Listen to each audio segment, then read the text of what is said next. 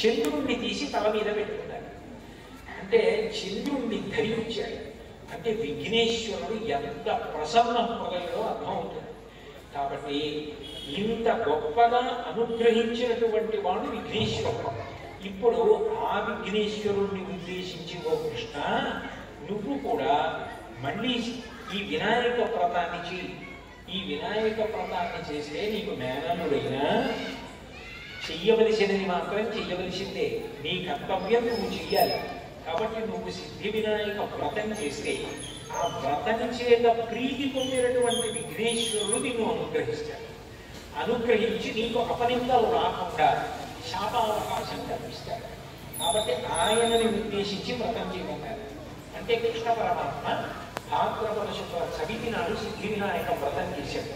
విఘ్నేశ్వరుడు ప్రత్యక్షం. ఏమి ఇబ్బంది అని అడిగాడు. ఏమి ఇబ్బంది అంటే చవితి నాడు చంద్రుడు